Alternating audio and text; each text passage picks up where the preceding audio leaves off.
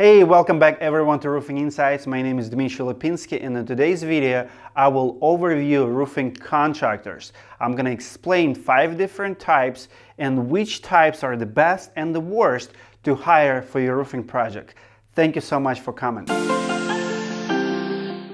So recently, you probably have seen it in the news. Almost every state made one piece of a news about roofing scams, especially states where it hails a lot. Shane Kochlischer, a local contractor, just happened to be re-roofing a barn a few hundred yards down the street. Keyline wrote him a check up front, but Kochlischer never came back. Texas, Colorado, even Florida, pretty much in those states, roofing scams are in the news every month. Just yesterday in Texas, bill did not pass in another attempt to regulate local contractors. So if you're the homeowner, you're probably going, wow, how can I trust anybody these days? You need to understand the industry. You need to understand what kind of contractors knocking on your door or calling your phone number, or when you go online, what do you see out there? So I'm going to explain what kind of companies are out there, and I'll guarantee you, if you watch to the end, you'll be more educated and you will know next time somebody knocks at the door if they're good or bad. Best and worst roofing contractors. Here we come. I'm going to review 5 different contractors types by price, customer service, by warranty they provide, by branding or longevity of their business, how long they usually stay in business, what kind of risk factors do you have to consider, and we're going to total them at the end. What's the best type of contractors and what's the worst type of contractors to hire if you're the homeowner. If you're a roofer, maybe it'll help you to identify who you are or who you want to be. Maybe you're just planning to open a business, and this will also help you to pick your tier in the market. So first group out there, it's the crews themselves, it's the subs. One of the options that you have, those subs, just like doctors in the hospital, they pretty much independent providers. Like if you go to the hospital, that doctor rarely employee of that hospital. The same thing happens with the subs. But the problem with the subs, they usually B2B. They usually serve other 4 different types of businesses. You're gonna win on the price, for sure. You're gonna be a middleman. If you're the homeowner and you're going direct to the sub, maybe you find them on the Craigslist, maybe you see somebody, another roofing company is doing a job in your neighborhood, you can come talk to them. If you can hire that crew, I mean, it's not very ethical, but some homeowners unfortunately do it. You're pretty much going to be dealing with materials yourself, and you're going to be acting as a general contractor yourself, pretty much subcontracting that crew. So you will win on the price. Customer service, honestly, it's a 50-50 chance. If you already know somebody in the trade, somebody who has a crew and works for other builder, and you can, get in contact with them and convince them to work for you, great. A lot of times customer service is not great. Why? Because those guys, they're not organized, they're out there working, they're not going to answer your phone calls, as fast as professional roofing company and so on. So 50-50 chance there. On the warranty, the same thing, 50-50 chance. Why? Because you are not a builder, you're not a roofing company, you don't know what to look for. So if they're going to do a bad job, you're taking your risk. So branding, longevity, a lot of those subs, they form and they don't have leverage to stay in a business for a long time. So they don't invest in, they can change name tomorrow and you'll never find them. So they don't invest in branding. They're not going to go and sign up with every online service. They're not going to be BBB accredited and all of that stuff. So they're like a ghost. So you do business with them, great, you're taking the risk. And your risk, I would say it's the same. It's a 50-50 chance that everything will go smooth versus you're going to have nightmare experience. It's literally 50-50. You never know what you're going to get with hiring sub yourself. A lot of people do it. You can do it. They're not easy to find, but it's doable. But again, most of the time it's 50-50 chance.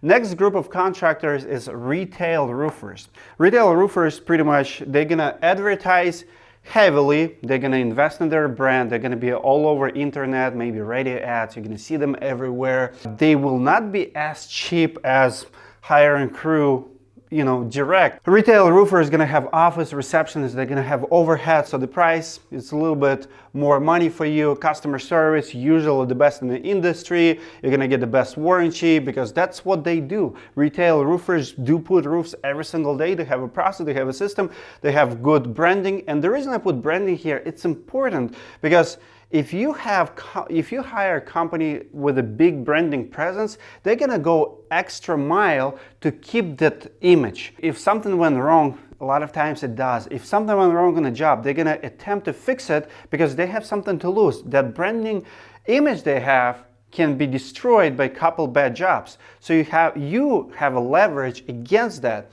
So your risk is minimal. Like I said, most of those companies going to go extra mile to please you. You get 5 there, total 23 points. Another one, this is kind of group that gives all of us bad names. Bad storm chaser. So bad storm chaser, entire business model is everywhere it hails in the country, it doesn't matter where, they leave their homes next day, go knock as many doors as possible. They're usually very aggressive with the sales. They're gonna knock as many doors as they possibly can. Be careful of storm chasers. They are the contractors that go door to door soliciting business to repair damage or leaks, looking to make a quick buck. So their price, they don't care about the price. They usually work for insurance companies, so you're not gonna get a deal. They're gonna charge you for everything. Customer service, don't expect much there. Usually a lot of promises at the front, so you sign a contract with them. At the end, in the industry, and I'm talking about industry, storm chaser have the worst. That's the guys who's going to be having F rating on BBB, most complaints on Google, worst customer service. But I'm not a scam. Don't expect much from warranty, because what kind of warranty can you give when you coming in town just to make quick money and then pull out, next summer, like in the next 3 months? So no warranty. They're not going to invest a lot in branding. Usually they don't do that. Business cards, company shirts, some hats. That's how they sign people up. They look professional. That's about it. So that's bad chasers. Now you have good storm restoration companies, and a lot of times homeowners confuse good storm restoration companies and bad storm chasers. Now, here's the difference. I want you to think about good restoration companies as hospital who accepts your insurance, right? So the difference between good restoration company and retail roofers, they do roofs. A lot of times they don't understand insurance paperwork. They don't want to deal with it. Even if you have insurance claim, they'll tell you, well, you can deal with it, and we don't do it.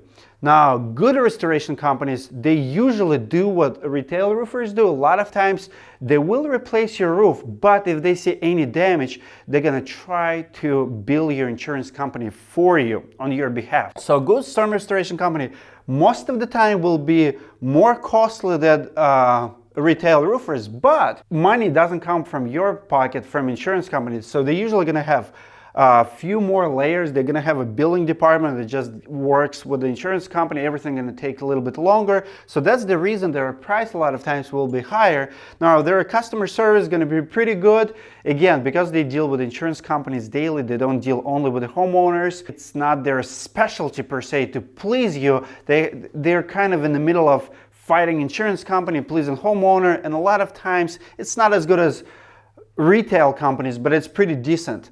Now, warranty, you can expect good warranty. They usually sell a lot of roofs. They have good relationships with the suppliers, with the manufacturers who sells their product. Branding image gonna be almost as good as retail roofers, again, because of the business type. And then risk, not a lot of risk. They usually take care of the stuff because they don't want to be kicked out of the state. They want to keep working and pleasing people.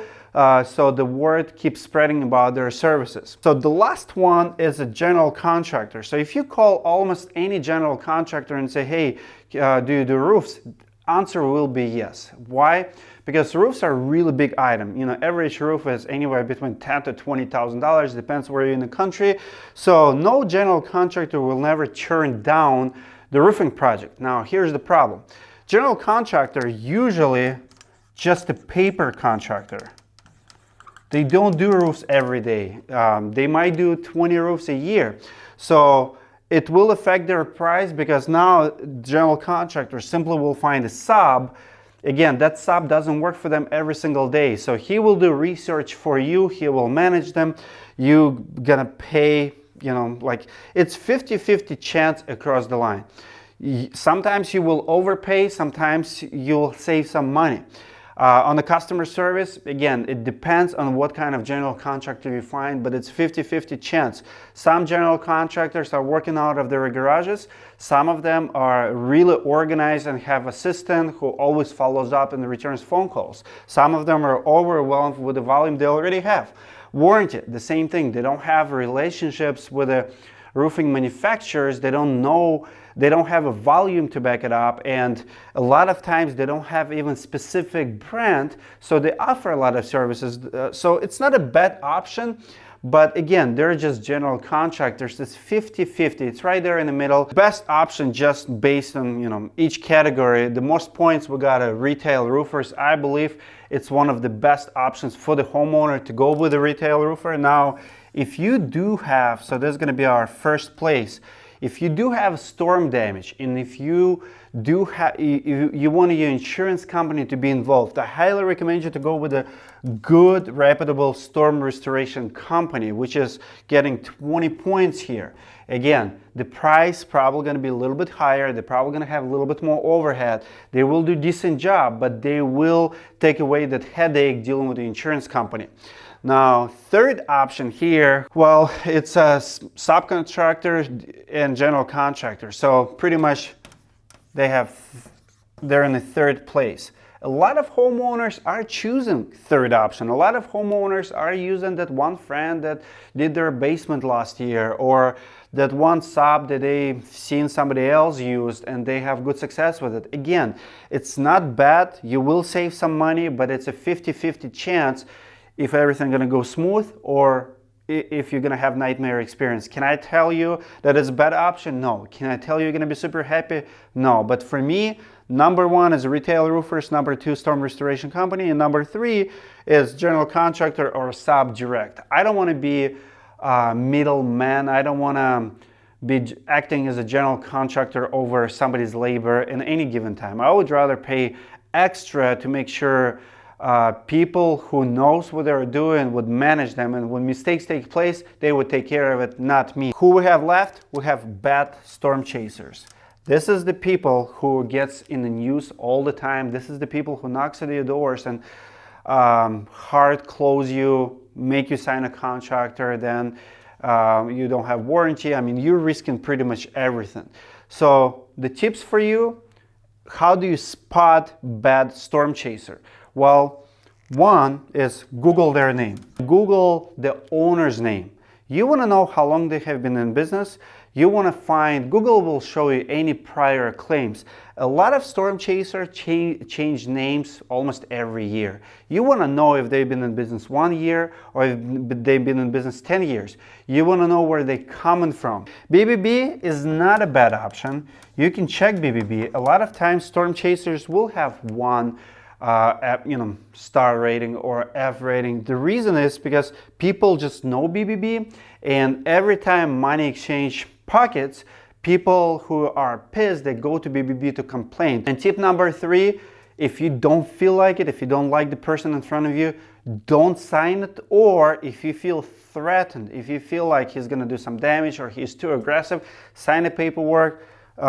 Legally, they have to give you 3 rights to cancel, and then cancel it. If you feel like he's forcing you, be polite once you leave the door. I mean, that's what I would do. Just call him and say, hey man, I just don't feel like it. Cancel the contract, or try to not even sign it in the first place. Again, I'm not saying don't sign on the first appointment. That's not what I said at all. I'm just saying if you're not comfortable, don't sign it. Get a second opinion. Maybe do your research, go to Google, see who else is showing up. And once you see reviews, maybe you'll find a retail roofer. Maybe you'll find good restoration company in your area. I hope, guys, it helps. Stay safe out there. There's a lot of roofing scams going right now in Texas, in Colorado. I've seen it in Florida. Pretty much everywhere hail goes, it's easy money for people who like to take advantage of other people. Don't get in the news. Don't be that guy who did not do the research. No reason why. You have a Google, you have BBB, you have internet. Thanks for finding this video. Let me know what you think in comments below. If I helped one person with this content, my mission is accomplished. See you next time. Thank you for watching another Roofing Insights video. If you're the contractor and looking for some help to run your business, check out Roofing Insights class that takes place in Minneapolis, Minnesota every month. We're here to help you to start, grow, and scale your business. Hope we can help. Check it out.